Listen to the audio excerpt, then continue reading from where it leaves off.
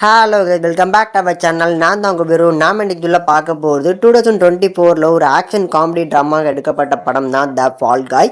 இந்த படம் தியேட்டர்ஸில் ரிலீஸ் ஆச்சு. ஆனால் தமிழ் டப்பிங்கோட அவைலபிளாக இல்லை. ஆனால் இப்போ தமிழ் டப்பிங்கோட ஜியோ சினிமாவில் அவைலபிளாக இருக்குது. ஸோ ஃப்ரீயாக இருந்தால் செக் அவுட் பண்ணி பாருங்கள். அங்கே நம்ம மிஸ் பண்ணிட்டோம்னு நினச்சிங்கன்னா இப்போ தமிழ் டப்பிங் சூப்பராக பண்ணி கொடுத்துருக்காங்க. படமும் பார்க்கறதுக்கு ஒரு நல்ல ஒரு ஆக்ஷன் காமெடி ட்ராமாவாக இருக்கும். இப்போ இந்த படத்தோட கதை என்ன அப்படிங்கிறத ஃபஸ்ட்டு பார்த்துடலாம். படத்தில் வர நம்ம ஹீரோ ரயன் வந்து ஒரு ஸ்டண்ட் மேனாக இருக்கிறாப்புல. இப்போ ஒரு படத்தில் நடிச்சிட்டு இருக்காரு. அந்த படத்தில் ஒரு அசிஸ்டன்ட் டேரக்டராக இருக்காங்க நம்ம ஹீரோயின். ஸோ இவங்க ரெண்டு பேருக்குள்ளும் நல்ல ஒரு காதல் போயிட்டு இருக்கும்போது அப்படி ஹீரோ பண்ண ஒரு பர்டிகுலரான ஒரு ஸ்டண்ட்டில் வந்து கீழே விழுந்து நல்ல முதுகு தண்ணில் அடிபட்டுருது. இப்போ 18 மாதமாக வந்து பார்த்தீங்கன்னா அந்த ஸ்டண்ட்டு தொழிலே விட்டுட்டு வேணாம்பா சாமி அப்படின்னு சொல்லி ஒரு தனியான ஒரு வாழ்க்கையை வாழ்ந்துட்டு இருக்காப்புல. இப்போ ஒரு கால் வருது ஒரு ப்ரொடியூசர்கிட்ட இருந்து. இந்த மாதிரி நீ காதலிச்சல்ல ஒரு பொண்ணு. ஸோ அந்த பொண்ணு இப்போ அவளோட முதல் படத்தை வந்து பார்த்தீங்கன்னா டேரக்ட் பண்ண போகிறா. அந்த படத்துக்கு நான் தான் ப்ரொடியூஸ் பண்ணுறேன். அதில் நிறைய ஸ்டன் சீக்வன்ஸ் இருக்குது. ரொம்ப ரிஸ்கியான ஸ்டன் சீக்வன்ஸும் இருக்குது. அதில் நீ தான் பண்ணி கொடுக்கணும் அப்படின்னு ஆசைப்படுறோம் அப்படின்னு சொல்லி நம்ம ஹீரோவை கூப்பிட்டு வராங்க. ஹீரோ இந்த இதுக்கு வந்து பார்த்தீங்கன்னா வேணாம் அப்படின்னு சொல்லி ஒதுங்கி தான் இருந்திருக்காப்புல. ஆனால் ஹீரோயினோட முதல் படம் அப்படிங்கிறதுனால தான் வராங்க. அதுவும் ஹீரோயினே கேட்டாங்க அப்படின்னு சொன்னதுனால தான் வந்தாங்க. ஆனால் நம்ம ஹீரோயினுக்கு இது தெரியவே தெரியாது.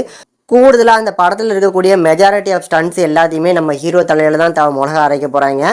அதை நம்ம ஹீரோ எடுத்து பண்ணாரா, அதுக்கு நடுவில் நம்ம ஹீரோக்கும் திருப்பி காதல் வந்துச்சா இல்லையாங்கிறதான் இந்த படத்தோட மீதி கதைனே சொல்லலாம். இப்போ இந்த படம் பார்க்கறதுக்கு எப்படி இருக்குது அப்படின்னா ஒரு டீசெண்டான அதுலேயுமே ஒரு பக்காவான ஒரு ஆக்ஷன் காமெடி ட்ராமானே சொல்லலாம். அதில் இந்த படத்தோட முக்கியமான பாசிட்டிவ்ஸ் அப்படின்னா கண்டிப்பாக ஸ்டண்ட் சீக்வன்ஸே சொல்லலாம். ஒரு ஸ்டண்ட்மேனுக்கான ஒரு படம் அப்படிங்கிறதுனாலே என்னமோ கூடுதலாக வந்து பார்த்திங்கன்னா எஃபெக்ட் போட்டு சூப்பராக பண்ணி கொடுத்துருப்பாங்க. அதுலேயும் ஒவ்வொரு ஸ்டண்ட் சீக்வன்ஸும் வந்து பார்த்திங்கன்னா எப்படி வந்து அவங்க எடுக்கிறாங்க, அதில் எந்தெந்த மாதிரியான சேலஞ்சஸ் அவங்க ஃபேஸ் பண்ணுறாங்க, அது எல்லாத்தையுமே ஹியூமர்ஸோட டெலிவரி பண்ணது தான் இந்த படத்தோட இன்னொரு பாசிட்டிவ்னு கூட சொல்லலாம். கூடுதலாக இந்த படத்தோட டேரக்டரை எல்லாருக்குமே தெரிஞ்சிருக்கும்னு நினைக்கிறேன். நம்ம புல்லட் ட்ரெயின், டெட்புல் 2 இந்த மாதிரி நிறைய படங்கள் எடுத்தவர். கூடுதலாக அவரும் ஒரு ஸ்டண்ட்மேனாக இருந்தால் இப்போ இந்த அளவுக்கு வந்திருக்காப்புல. அதனால் ஸ்டண்ட்மேனோட எல்லா இதுவுமே அதுலேயுமே ஸ்டண்ட்மேனுக்கு ஆஸ்கார் அவார்ட்லாம் கிடைக்க மாட்டேங்குது அப்படிங்கிறதுக்காக எவ்வளோ சேலஞ்சிங்கான ஒரு படம்லாம் எடுத்திருக்காப்புல. அதில் இந்த படம் வந்து முழுக்க ஸ்டண்ட்மேன்ஸ் வந்து பார்த்திங்கன்னா எந்த அளவுக்கு எஃபெக்ட் போடுறாங்க அப்படிங்கிறத தெரியப்படுத்துகிற மாதிரி சூப்பராக வந்து பார்த்திங்கன்னா ரைட்டிங் எழுதியிருக்காப்புல அந்த கதாபாத்திரத்தை. கூடுதலாக இந்த படத்தில் வர விஷுவல், சினிமோட்டோகிராஃபிக் எல்லாமே டாப் நாச்சாக இருக்கும். அதில் பர்டிகுலராக ஹீரோவும் ஹீரோயினும் வந்து பார்த்திங்கன்னா ஒரு ஃபோன் கான்வர்சேஷன் பண்ணுவாங்க. அதில் டூயல் ஃப்ரேமில் ஹீரோயினையும் காமிச்சது மட்டும் இல்லாமல் அதில் ஜூம் வந்து பர்டிகுலராக ரெண்டு பேருக்குமே ஒரே நேரத்தில் க்ளோஸாக போகும். இந்த மாதிரி படத்தில் இருக்கக்கூடிய சினிமோட்டோகிராஃபிக் ஃப்ரேம் ஒர்க்லாம் சூப்பராக பண்ணி கொடுத்துருக்காங்க. அண்ட் ஆல்சோ லைட்டிங்காக இருக்கட்டும், இந்த மாதிரி இந்த படம் பார்க்கும்போது ஒரு ஹாலிவுட் படங்கள் எப்படி எடுக்கப்படுது, அதில் ஒவ்வொரு ஸ்டண்ட் சீக்வன்ஸும் எப்படி வந்து பார்த்திங்கன்னா அவங்க வந்து ஆன்ஸ்க்ரீனில் ப்ரெசென்ட் பண்ணுறாங்க.